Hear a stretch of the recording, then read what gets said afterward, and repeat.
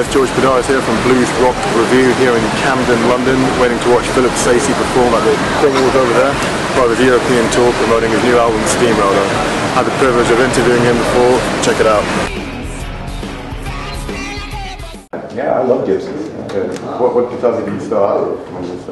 Oh, it was a guitar from a department store called Sayce, and it was an acoustic guitar. I think the brand name was called Emperador or something. And the guitar strings are like this high off the neck. And then I think I had a Yamaha guitar after that, and then saved up a part-time job and finished that. Yeah.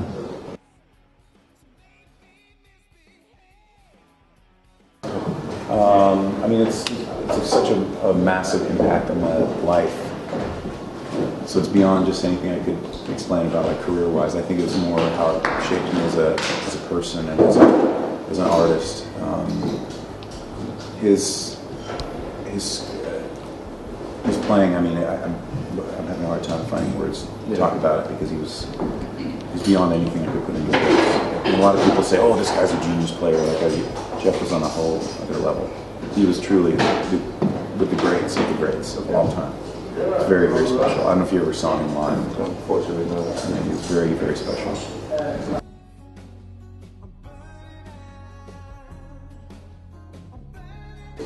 Well, I think the main thing is just that, I mean, every time I go to make some music, I want to put into it what's going on for me in my life as a person. So I'm trying to put my personal experiences into the music, so it's all very honest. This time I worked with my producer, Dave Todd, a good friend of mine. We went in and said, we want to make an album.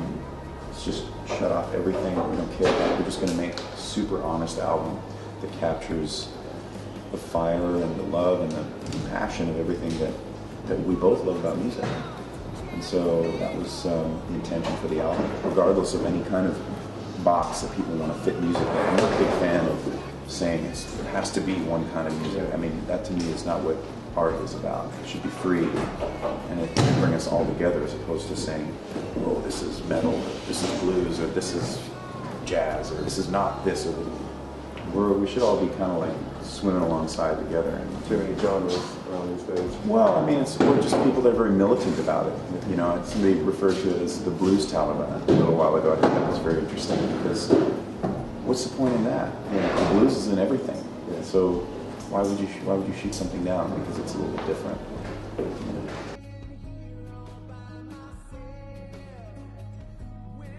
This time, I mean, I wrote a lot of stuff on my own, and then can you hear Stevie? Can you hear it? From far distance, yes. Right? You can always hear Stevie. You can always hear. That's what I'm talking about. That's how you know it's good. That's what I'm talking about. So you know, with this album, you know, I had written a lot of riffs, and Dave and I had talked about it beforehand what we wanted to do. And the idea was to not necessarily finish them, make it some kind of like big slick pop song. But he's like, get some ideas, but don't finish them. He's like, just if you're playing, you're writing, and you come up with something that's really cool, record it. Just get the idea, but don't go too far. And then we'll get together, and then we're going to sit in the room, and we're going to write together, be spontaneous, and then record it in the same, like, 10 minutes later. So the whole album was written in that kind of, with that energy, like, okay, we got it, record. How does it go? Got it, done, album's done. And it wasn't necessarily about rushing it, but it was about making it feel spontaneous. A lot of times people go in the studio, and first they do the demo recording. And then they rewrite the song again 5 times, and they do another demo. Then they do one studio recording, then they do another one, then they mix it 50 times. This was about being truthful and spontaneous and in the moment, and just sometimes what you feel initially is truthful, and you second guess and you start thinking, maybe, you know. Yeah, this was about being real honest and raw. Rather now, no, no wicked tears away.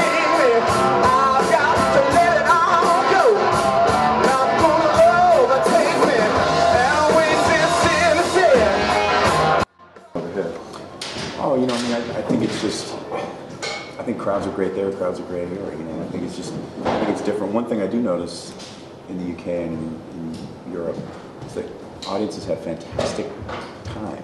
So when they clap along at a show, it's like there's always great, perfect time. Everyone claps together in time. A lot of times in North America, you get people like clapping off on the wrong beat and all over the place. Whereas here, everyone like they know where the beat is, and it's cool. That's good then.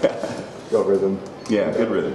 So would you say you prefer touring Europe or the US or Canada? Do you do much of US touring?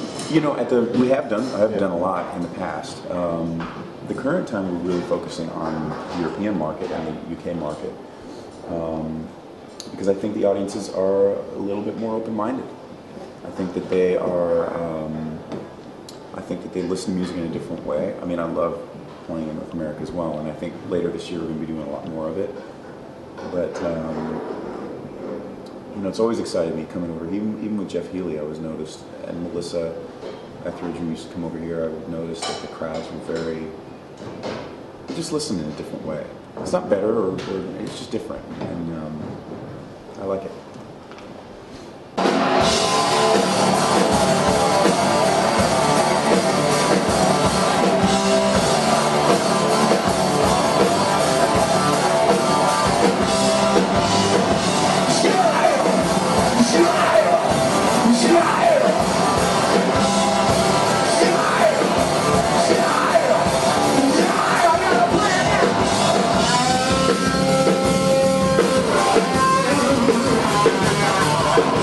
This one right now.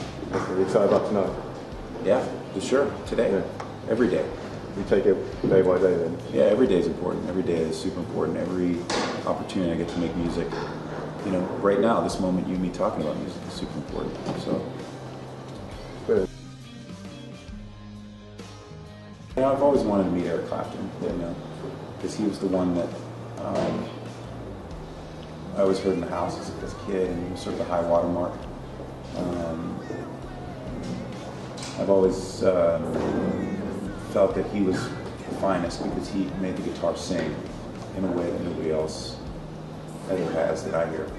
I mean, other people do in their own way, but a lot of times it doesn't sound like a guitar, you know, it just sounds like some kind of voice of some kind, you know. And also, I've always been a fan of his writing, just him as an artist. I think he's fantastic, not just as a guitar player, as an artist. Stevie Wonder as well. I think he's someone else we would love to spend some time with. Have you been to the Isle of Wight Festival before? Never been to the Isle of Wight Festival. It's doing the headline this year. Stevie? Yeah. Oh man. It's going to be a good thing to go to. I think it's going to be pretty good. I think it's going to be very fucking good. It's always good fun over there. Hey, I'm Philip Sayce, and this is Blues Rock Review. Come on.